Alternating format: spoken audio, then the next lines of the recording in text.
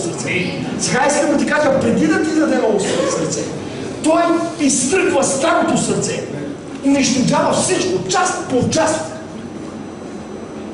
И те ти е болезнено, свикнал си да бъдеш така, сега не може вече. Той ти струшава хатъра, струшава ти гордостта на твоята собствена воля, струшава те във всяко нещо. И как го прави? С обстоятелствата, с нещата, които да се случват. И ти трябва да го приемаш като дай амин. Дай амин, трябва да кажеш да бъде волята ти, татко. Всичко, което става в твой живот, да бъде волята ти, татко, заради живота, който си го приготвил в Христа. Ще кажете ли амин? Така е, брате, за нас. Затова не искам да останете излъгани. Онова благовестие. Бог умря за нас да бъдем щастливи, да бъдем богати, да бъдем. Не! Погледни сърцето си. Ако ти си става като богата младежка, това е просто да имаш християнство. Ако си човек, който просто фигурираш в църквата като масовка, като изкуствен, какъв е смисъл на цялото нещо? Няма смисъл. Затова, братя, Бог е поставил живота в Христа. Имаш ли Христос? Имаш живота, който угажда на Бога. Така, продължаваме ли там? Бог обаче, който е богат с милост, поради голямата любов, с която ни възлюби, даже когато бяхме мъртви, вижте още в състоянието на това, което сме в греха или за дурата си, по това, защото Той ни избрал за себе си, ни е възлюбил. Той ни кани, Той ни говори, но днеска хората си мислят, че Бог говори с тях заради тях. Те ни казват, че Бог говори с тях заради Христа и заради този живот. Те си мислят, че Бог говори с тях да не направят някакви лоши неща за себе си, да се самонаранят. Но всъщност Бог, когато идва до нас, Той идва за да ни вземе за себе си. Както го казах по-рано. Така, даже когато ние бяхме мъртви чрез престъпленията си, ние са живи заедно с Христос. И какво казва в скоби? Правда. Са живи заедно с Христос. И какво казва? Са живи заедно с Христос от благодат. Сте спасени. По благодат сте спасени. Което значи, не се лъжете. По благодат, четохме първа глава, значи по волята на Бога сте извикани да бъдете спасени. Но ако прочетете цялото откровение на Йоанна, който е на Христос, ще разберете, че трябва да извършите Божията воля от начало до край. Като Бог не изисква вашите дела, а ви дава благодата и силата на Духа, която е в Христа, за да си извърши тази воля. Но ако останеш в онова естество, което е под контрола на тъмнината, не че няма да вършиш волята на Бога, но що и практикуваш живота на антихрист, който е смърт. Да, ще говориш, че Исус е Господ, но за заблуда, но за лъжа, за собствена печалба. Да отклоняваш другите хора, ще правиш позелити, ще издигаш Вавилония, която се повтарят хората като църква, но няма да е истинска църква. Бог ще я познае. Бог ще знае, че това не е истинската църква. Защото ще идват такива истински, като него и винаги ще казват истината и ти ще бъдеш отстранен настрани от Божията благодат. Ако не приемеш Божията воля за себе си. Разбирате ли? Аз съм го казал на семинарите вчера. В ранната църква имаше същия проблем. Имаше хора, които казаха, че Исус е помазаника, но не вярваха в правата и живота на благодата му и на духа на това, което се казва за него, че може да ни даде живот, който да ни освободи от греха. Те вярваха в юдеизма, в християнството в кавички. Вярваха да каже човекът, който по път със стария човек, да каже аз няма да крада. И като каже аз няма да крада, всичките да ръкопляскат. Това е много свят човек. А след 2 дена да го направи на тъмно. Разбирате ли? Това е това, което се казва закон. И те са мислили, че можеш да наричат Господа, че е Господ, а пък да спазваш закона. И затова Павел винаги взимаше най-големия шамар и винаги ги удряше по лицата. Им казваше, ако вие спазвате закона, сте отделени от благодата, а вие виждате колко е голямо богатството на благодата и всичко е в благодата.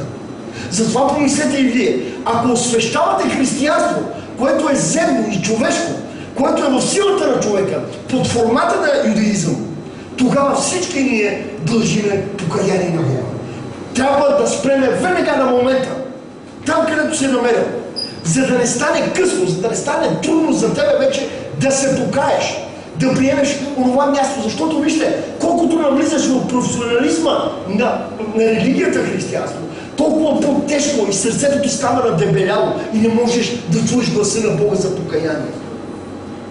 Затова и 6 глава на Евреите по този начин говори. Всеки, който се е бил съпричастник по някакъв начин на святето и е чул за бъдещия живот, който осъществи Христос, и после се е върнал назад, този човек не може вече да ползва жертвата. Не може за втори път да разпъва Христа в себе си. Затова ти не го прави, мили моят братко и сестро. Не се задоволявай с това, което днеска е вида на църквата. Бъди човек, който иска и тича да бъде с Бога едно. Иска и отхвърля света, властта и манипулацията на света и, както казвам, и ценностната система на света. Защото ценностната система на света винаги е лъжата и просперитета на човекът като естество, отделен от Бога. Колко ме разбрахте до тук? Всичките жените казвате ли амин? И аз какво казвам с сестрастерки тогава? Ще стане. Щом жените казват амин, мъжете ще става така. Ще става така. Така е. Бог ви благослови жените. Така. Сега, по благодат сте спасени. Ако извършим цялата воля в благодата. Ако достигнем до ония начин на живот, който Бог ти го дава. Но това е чрез вяра. Сега, проблема на всички нас е, че не познаваме живота на вярата. Живота на вярата е живота на духа, който се дава в святия дух. Вярата не е да кажеш и да предположиш, че Бог може да върши чудеса. Не говоря за тази вяра. Говоря за вярата на живота в Христа. Искате ли пак да го кажа? Не говоря за вярата, че Бог може да върши чудеса, да ни нахрани, да ни изцелява, да върши дела за нас. И има го това нещо, Той Бог ни го е даден, за да покаже милостта си към нас, като хора. Но има вяра, която е определена за Христовия живот, която ти дава легитимност в последствие или право на достъп да влезеш в благодата, пред трона на благодата и да получиш осиновлението си, благословението и наследството си. Искате ли такава вяра? Някой казвам, аз имам тази вяра, но все още случайно не вяра. Смени сте тази. Разсъждават, аз знам, защото виждат главни хора тук. Главни хора, наистина, но знаете ли главни как? Както аз съм бил главен. Искам да чуя нещо ново и трепе. Искам да чуя. Сега да чуя. Чувам, това ми харесва, аз знам това. Това го знам. Не, това не е така точно така. Не. А това е точно, това е така. Така, после, да. Аз ще тръгна, ще оправя. И човекът попада в още по... Вижте го, брат и сестра. Аз съм изпратен от Бога. Чувате ли какво казвам? Какво казвам? Гордостта на човек. А като слуга на Бога, на Божието да на църквата на Христос. И нещата, които говоря, не само говоря като истина. Не само говоря като истина, участвам като живот в това нещо. Имам живота на това нещо. И аз вярвам и за тебе, че можеш да го имаш. Но трябва наистина да осъзнаеш състоянието си на непознаване на Бога, за да може Бог да те благослови в оная вяра, където ти отваря вратите на Божието царство и си благословен от към познаване и живот на Исус Христос. Тогава няма да говориш като християнство, което дайте да говорим за някаква тема, а ще си абсолютно способен носител на живот, който можеш да слугуваш с него, който е в Христа. Разбрани са? Окей, добре, продължаваме там. Значи по благодат сте спасени. И като ни възкреси заедно с Него, ни сложи да седнем с Него в небесни места в Христос Исус. За да показва през вековете, които ще дойдат, изобилното богатство на своята благодат, чрез добрината си към нас в Христа Исуса. Вие виждате, че всички думи, които прочетох от начало до края, всички са духовен език. Те нямат тук някаква основа, земна основа. Това не е учение от земята. Това не е човешка идеология. Това не са събрани хора, които да измислят християнството. Всичко това идва от небето, заради небето и заради нашия баща. Ти не можеш по човешки стереотипи да налезеш в такъв живот. Казвам ти, не можеш, но ти се дава благодат. Сега условието е такова. То е много, много истинско и много правилно страна на Бога.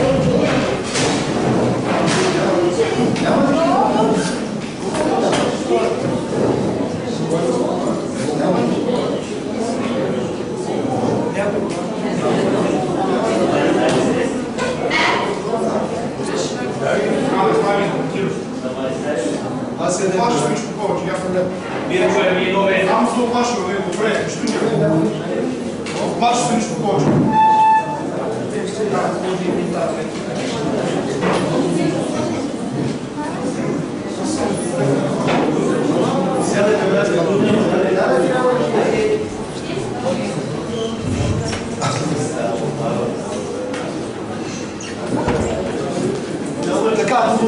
приятели, за да показва през вековете, които ще дойдат с обилното богатство на своята благодат, чрез добрината си към нас от Христа Исуса. 8 стих какво казва брат Злати?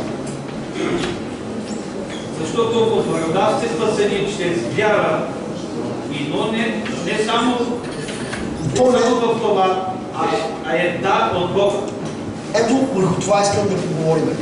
Чуйте внимателно какво се пише и по какъв начин ние трябва да го разбираме задължително, защото това е духовна стойност.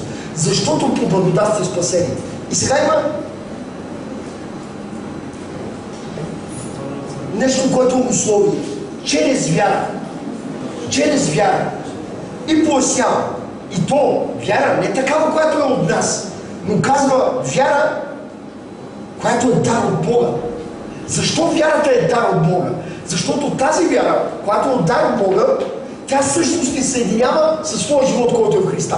Затова не ми казва, че не би могъл да живееш както е в Христа, защото Бог е приготвил такъв дял вяра за тебе, че да бъдеш съединен с Христос и благодата му. Но ти, когато си фокусиран върху това, че вярваш в Христа, че може да направи нещо добро за тебе, целият ти ангажимент и радостта, по който ти се въртиш или това, което виждаш в живота си, е само себе си. Как да добуваш в този свят. Ти се плашиш за себе си, за своето си нещо. И тогава не можеш да погледнеш, че всъщност не участваш с тази вяра в познаването на Христа. Ако си решил да познаваш Христа, вече говоря за братите, които четат и търсят християнството да бъдат усъвършенствувани чрез буквата, дори да си започнал да го направиш, ти ако го правиш без вяра, ти ще осъзнаеш, защото ти търсиш някакви човешки неща. Мене 100 души са ме питали, брат, откъде взимаш тия проповеди? Казвам, защо, братко, какво те интересува от интернет ли мислиш, че ги взимам? Това е живота на Христос, това са живота на Божиите синове. Ако ти се подготвяш за християнство, което се проповядва заради християнството, или заради човешкото идване на църква и заради човешките работи, уверявам те, ти не го правиш, защото познаваш Бога, а се установяваш на ниво буква и знание, интелектуално, теоретично християнство, което не е по-лесно и не ни дава никакъв живот и нищо не е истинско в нас. Така, защото по благодат сте спасени чрез вяра и то не е от нас си, това е дар от Бога. 9 стих. Какво казва брат Позлати? Не чрез дела, за да не се похвали някой. Какво казва този 9 стих? Защото това, което става в истината с нашите животи, не издига нас, издига Него. И ние нямаме ума и сърцето да се хвалиме с тия неща по-човешки, защото не са наши, а те са на благодата, те са на Христос. Ще кажете ли ми? Тогава, можеш ли да бъдеш християнин без благодата? Можеш да бъдеш абсолютно всичко друго, но не е християнин, защото Бог не е лъжец. Той те приготви от благодата като истина и живот, за да живееш от богатството Христос. Но ти можеш да се кариш да бъдеш християнин по-човешки, като правиш идване на църква, разни много други неща, и за да запазиш себе си жив в този свят по-човешки. Затова нека този ден, който се виждаме с теб, да бъде последният ти ден, моля те. Остави Святия Дух да ти разкрие живота, който е в духа и в благодата. Живота, който Христос там е богатство и всичко и смисъл на нашето съществуване. Защото, ето, не чрез дела, за да не се похвали никой, защото сме Негово творение, създадени в Христа Исуса, създадени в Христа Исуса, Негово творение, за добри дела, в които Бог отнапред е наредил да ходи, но отбелязва, Негово творение не значи старото създание. Ние сме създадени в Христос, не четохме в първа глава. Още преди създанието на Христа, по Божията воля, сме си съединени с Христа и сега просто трябваше да минем през пътя на земята в вярност и послушание, за да достигнем до оная пълнота, в която Бог вече ни има като верни. Но ако по пътя на земята ние забравиме за Христа и не искаме да получим вярата, която ни отделя този свят и от пътищата на този живот, който е света, Бог ще се радва ли? Няма ли да каже, махнете си, не ви познавам? Няма ли да каже, вие сте същи като тези, които ви изпратих покана, а не дойдохте на славата, защото сте били заети? Разбирате ли? Няма ли да каже на девиците, защо не сте се опазили маслото? Сега ето Господаря затвори вратата. Разбирате ли защо ходиме по лицето на цялата земя и проповядваме това Евангелие на живота, което всички избрани трябва да се осъзнаят? Ние всички сме избрани от Бога тук на това място, да живеем така, както е в Христа и Христос от нас. И не бива да заспиме. Ако си задрямал, събуди се. Нали така беше песента? Бяхте изпели тук песен. Събуди се. Църкво, събуди се. Църкво, събуди се. Трябва да спре това нещо, брати и сестри. Сега, не се гордейте с това, като че ли познавате Христа, пък нямате живота. По плода ще разберете, че имате Христа. Ако не сте от този свят, ако живеете за Бога, ако не ви страхува този свят, ако не ви боли за този свят, ако наистина живота, който проповядвате е живот за вас и го спазвате и денем, и нощем, и на легло, и в сън, мисли, ставане и е все винаги Христос, тогава наистина не познавате Бога. Но да ни твърдите, че знаете доктрините и знаете думите на изказване в християнството, а вътре сте свободница, която няма плод, искате ли още да продължавате да се заблуждавате? Не е така, брати и сестри? И ако се хващаме пак за това, че Бог е истина и наистина е творец и всичко е, ставаме като света. Знаеме, че съществува, а не може да се погледне. Което е страшно.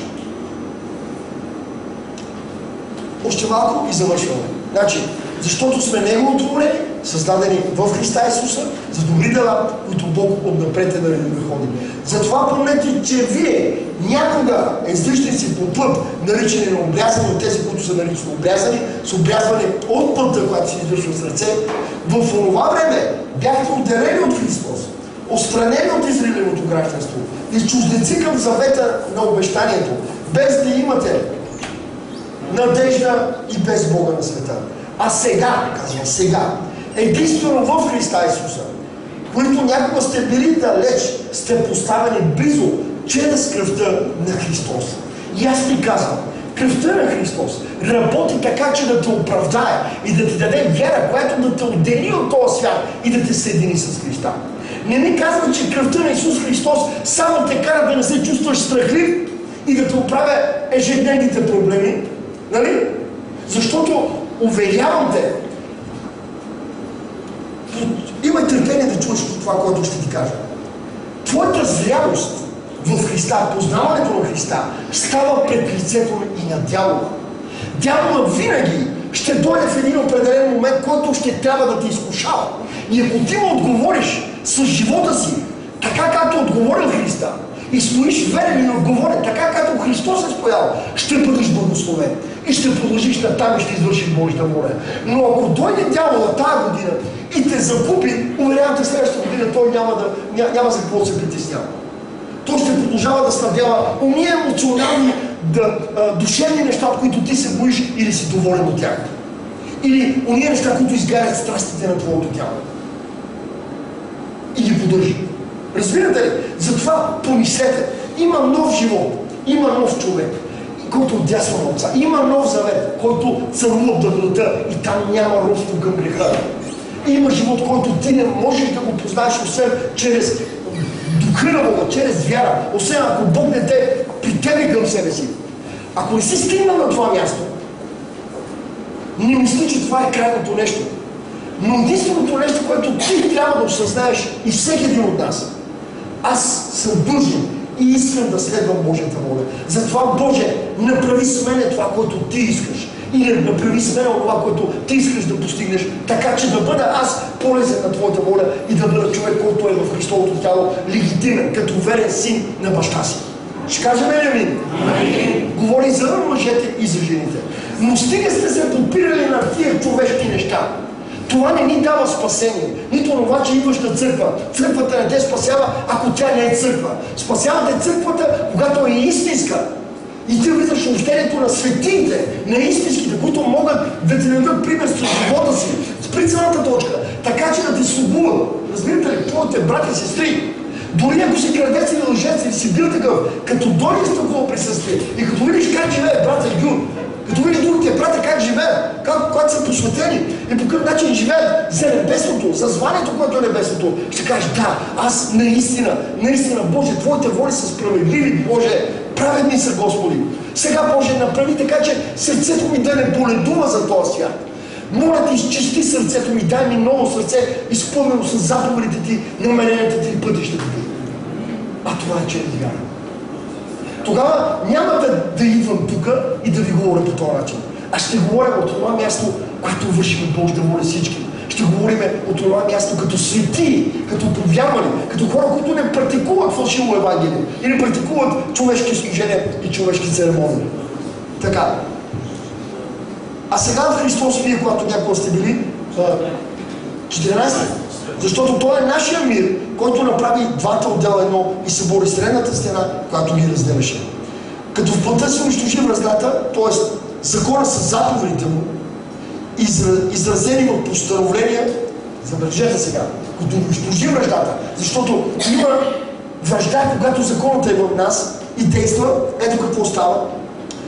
Унищожи закона с заповедите му, изразени в постановления, с други думи, какво трябва да се прави и ние не го правим и не можем да го направим, за да създадем себе си от двата един нов човек и така да въдвори мир. И от евреина, и езичника да направи един човек, като премахне силата на закона и онова изискване, което плътта не може да му угоди. И той създава и от евреина, и от езичника един нов човек, който е Христос. Други думи, нито евреите, нито ние имаме друго задължение, освен живота Божията воля. Затова не правете от Христос нещо, което се чете. Той е живот. Това не е словото, аз го казах вчера. Ако аз съм в плътта и в подкряза на въздушната власт, за мен не е слово. За мен е книга, която не я познавам. И свидетелство на хора, които говорят за нещо, което не го познавам. Но когато словото е в мене, в живота на Христа, това, което свидетелства в моите братя, е същото това, което е в моя живот, и тогава всичко става съединено. Тогава словото на благодата е истина за мен. А не разучаване като тип човек, високознаятел, високумен, който търси да научи да впечатлява ауденцията, хората, публиката. Нали? Тогава всичко се измества.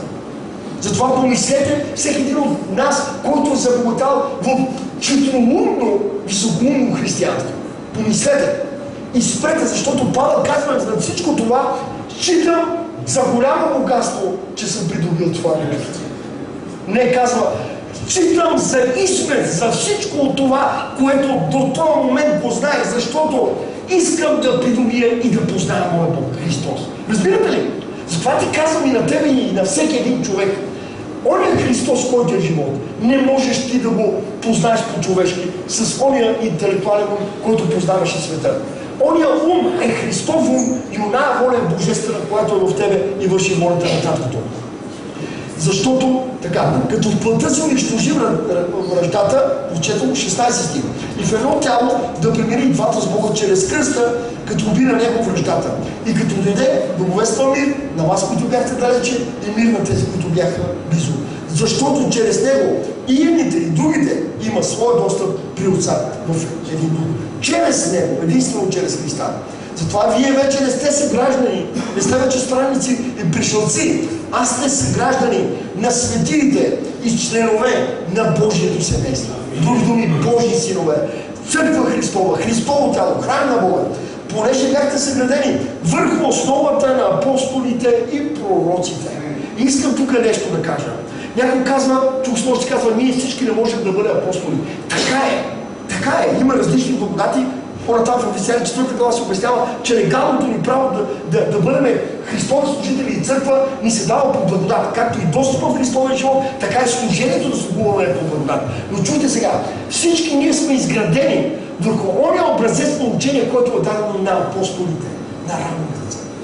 Чувате ли какво казва? И ако днеска тая църква е забравила и отвърлила учението на нашите братя, то е защото Святия Дух не им го дава. Не им го дава.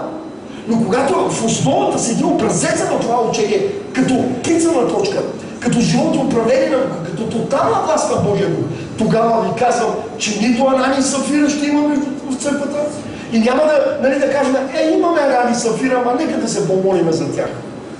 Бог да ги благослови Анани и Сафира, а пък те пък се разсърдат Анани и Сафира, си направят църква. И затова нещата са по този начин. понеже бяхте съградени върху основата на апостолите и пророците, като крайъгълен камък, виждате, крайъгълният камък е в основата, камък е сам Христос Исус. Върху когото цялото здание, стройно сглобено расте за свят храм Господа, в когото вие се вграждате заедно в духа за Божие обиталище. Бъдете благословени, знам, че сте уморени, много хора не сте свикнали да слушате толкова дълго нещата, но пък тия, които искат да продължим да общуваме, аз не ви оправдавам, не ви се радвам, че бягате. Не ме разберете неправилно. Искам да ви кажа, събудете се. Дълбоко от Божието име, заради Божията власт и авторитет, и на вас не ви се седи, защото сърцето ви боли от това да чувате истината. Искате да се криете по домовете. Искате да се криете във вашите си животи, персоналните ви животи. Но какво ще каже Петър и Павел, който беше нападнат от Христос и му каза: тръгвай след мене. И он не трябваше да захвърли и мрежи и всичко, само до година на царя на славата. Помислете. Този живот, за който говоря, е много скъп, за да бягаш от него. Много е скъп, за да бягаш от него. Затова не бягайте, а се обърнете кръгом и вървете, и тичайте и намерете спасение. Така, нека да се помолим. Небесна Татко, да го славя моите брати и сестри в името на Исус Христос. Всеки, който търси Господа, онова, което според Твоето воля, Боже, отговори на желанията на Неговото сърце Божие, за да угодиш и на волята си, Боже. Моля Те, Боже, от Тебе очакваме всичко. От Твоята воля, от Твоите дела. Боже, говори за Твоята благодат, която е велика и изразява цялото Ти богатство и същността и личността на Твоя Син Исус Христос. Затова моля Те, ние църквата на тази земя се нуждаем от благодата Ти, за да живеем и да принасяме това пред Тебе. Боже, благодаря Ти, че Ти ще извършиш това дело чрез Святия Си Дух. В името на Исус Христос. Амин. Бъдете благословени, приятели, брати и сестри. Така, братя и сестри.